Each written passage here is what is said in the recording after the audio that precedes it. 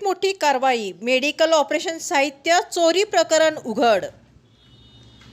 3 महिला आरोपी जेरबंद, 5 लाखाचा ऐवज पोलिसांच्या जाळ्यात।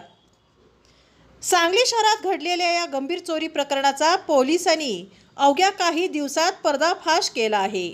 28 ते 29 नोव्हेंबरच्या रात्री झुलेलाल चौकातील सुखरूप लॉज समोर उभ्या असलेल्या टेम्पोतून तब्बल 5 लाख रुपये किमतीचे ऑपरेशन साहित्य चोरीला गेले होते।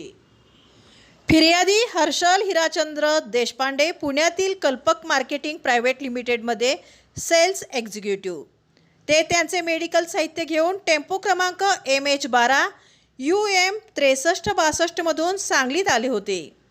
पहाटे टेम्पो उघडून पाहिले असता सगळे साहित्य गायब। यावरून सांगली शहर पोलीस ठाण्यात गुन्हा नोंदवण्यात आला।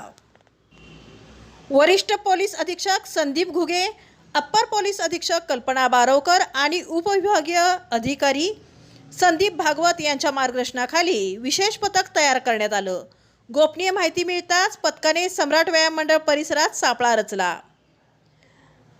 सापळ्यात कल्पना जाधव, सुनीता घाडगे, राणी उर्फ पेदन्ना गोसावी या तिन्ही महिला पोलिसांच्या ताब्यात आल्या। चौकशीत त्यांनी उडवीची उत्तरे दिली, परंतु पथकाने कसून तपास करत चोरीचा माल त्यांच्या ताब्यातून जप्त केला।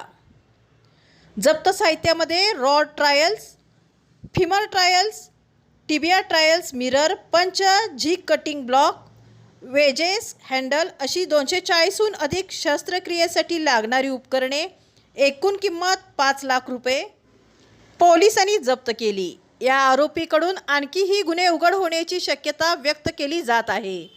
पुढील तपास police head constable Vinayak Shinde करत आहेत।